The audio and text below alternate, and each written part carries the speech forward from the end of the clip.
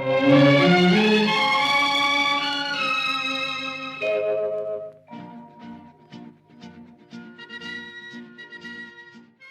the video on scales.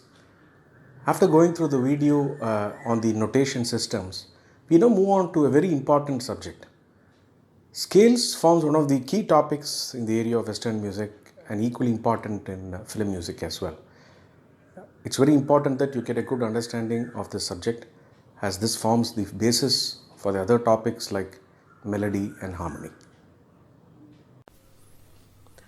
In this video, we will cover what a scale means, the various types of scales we need to know, how we identify a particular scale, be a major or a minor scale, the concept of the circle of fifth, the relative scales, how it has been used in film music, and finally the perspective from the Indian classical musician.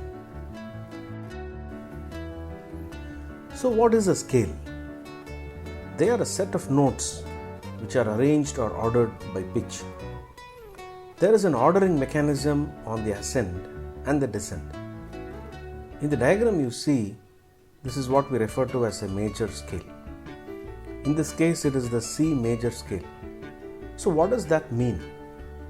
If you see in the diagram, it starts with the C as the tonic note, the beginning note you would see, and there is a set of notes arranged to the higher C note. Basically, you would see 8 notes. So what is the logic in this arrangement? Any major scale would form the pattern mentioned in the bottom image, which has a tone, tone, semitone, tone, tone, tone, semitone interval. So the gap between a C to a C sharp, what you would typically see in a keyboard or a guitar, is a half step. And a gap between a C note to a D note is a full step or a tone interval. You can also see that in the image to the right, which is a keyboard image. As long as the scale follows this pattern, it is called a major scale. So basically you start with a C note, all the way go to the higher C note with this pattern of tones and semitones. The starting note can be any note. Let us say if it starts in D, we would apply the same logic and we would call it the D major scale. Students begin their learning in the major scale. A C major scale would sound something like this.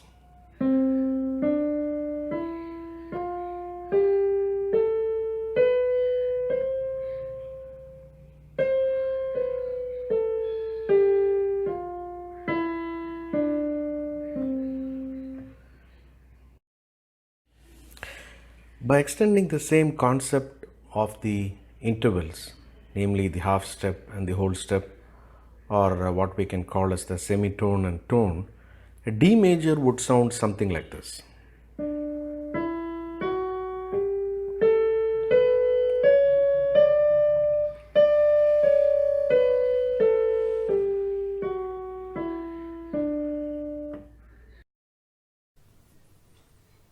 So what are the different types of scales? You would have heard the mention of so many scales and in the film compositions being built on them. There are primarily 3 types of scales.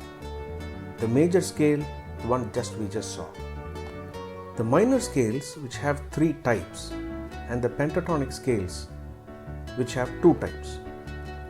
There are also the chromatic scales and modes, which we will cover later. For the moment, we will focus only on the major and the minor scales.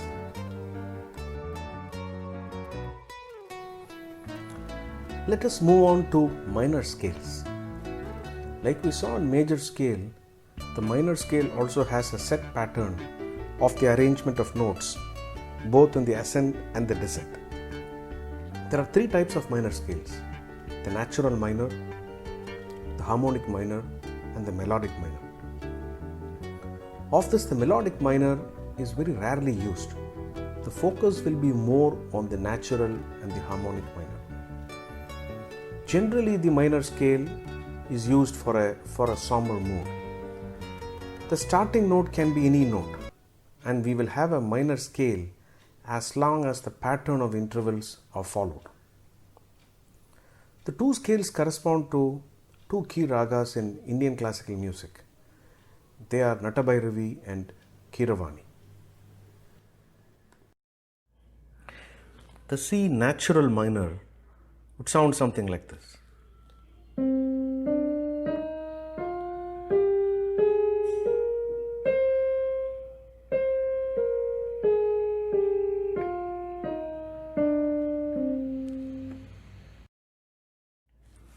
And the C harmonic minor would sound something like this.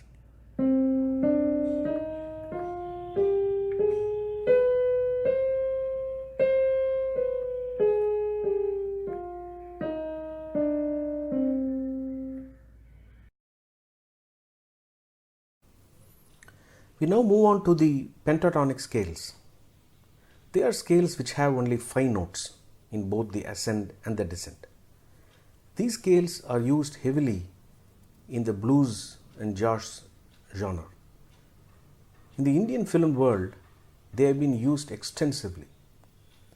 In the Indian classical world, they correspond to the rag Mohanam and Sudhadanyasi. The pentatonic scale in C would sound something like this.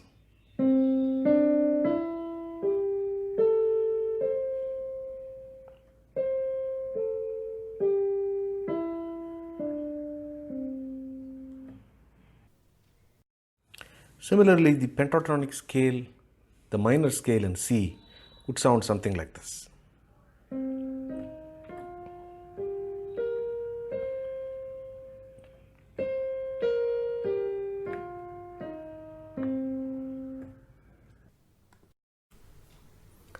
As we mentioned earlier, the scales can technically start in any note. So every scale can have 12 variants or 12 starting notes, or what we call as the tonic. This would mean the keys. For example, a minor scale starting in C would be called as a C minor, and a scale starting in D would be called as a D minor, as long as they follow the set patterns of intervals what we discussed earlier.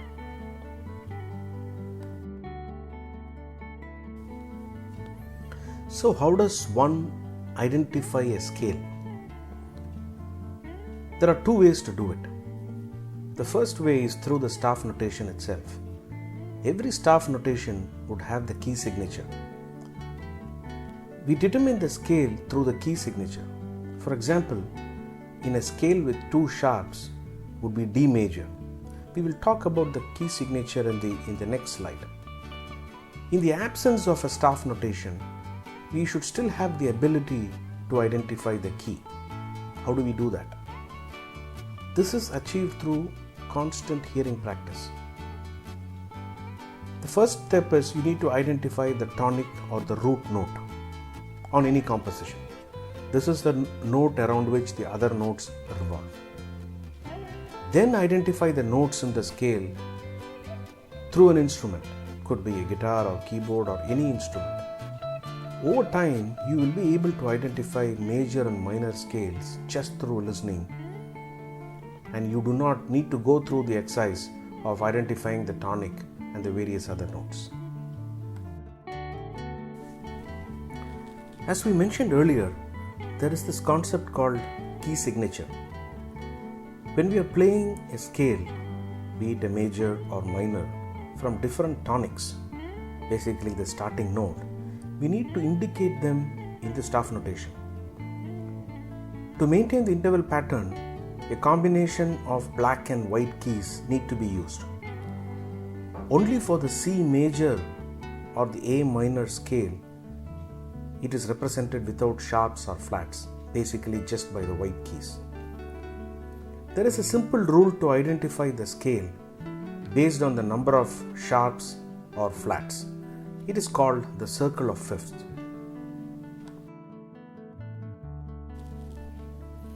What you see here is the illustration of the circle of fifths. This is a very important concept in scales. It is similar to the 72 Melakarta structure of the Indian classical music. Basically, it is a pictorial representation of the scales and a way to identify them. It goes with a very simple approach.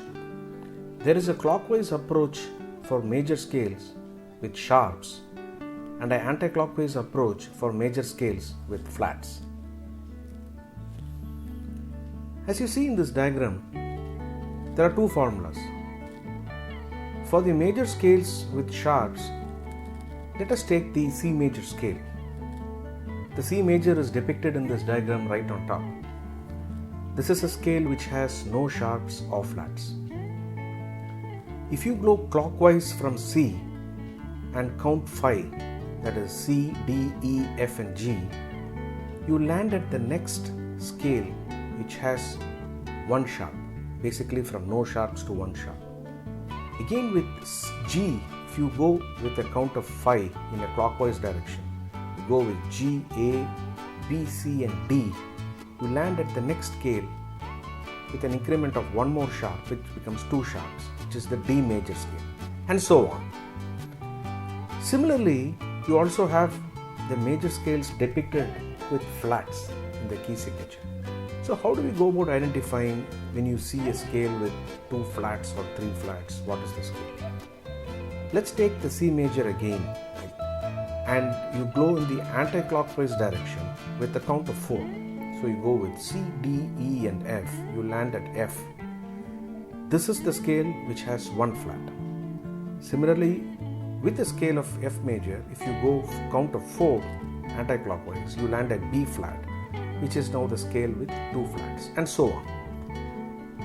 So this is a very simple approach to represent scales and also to identify scales as you see them in the various compositions. We move on to the concept of relative scales. This is a concept very unique to Western music and used heavily in Indian film music. Basically, every scale has a relative scale. That means to say every major scale has a minor and every minor scale has a major scale. So they share the same key signature. For example, you would have seen C major with no sharps or flats. The relative minor is A minor, which also has no sharps or flats. So how do you identify which is the relative scale or the relative key to a major or minor? There is a simple formula to this. The relative minor to any major scale is the tone which is the 6th scale degree of the major. So for example, if you have C major and you want to identify the relative minor scale, you count 6 notes from C, which is C, D, E, F, G, and you land at A, which becomes the relative minor of the C major scale. Similarly, in the reverse, if you want to identify the major scale, the relative major scale of a minor, you count 3 notes from that. For example, A minor, and you want to know what is the relative major of A minor, you count 3. So it's A, B and C, and you land at C, which becomes the relative major of the A minor scale. So how are the scales used in Indian film music? As we mentioned earlier, they form the basis. All notations are based on these scales. Even if they are based on an Indian raga, they are eventually written down in the format of a scale. In reality, we may not be using all the key signatures we just saw. For example, very rarely you would find a composition in a F sharp major or a D flat major. They are far and few. You would find most of the compositions in a C major or a C minor or a D major or a D minor scale. We'll talk about them later.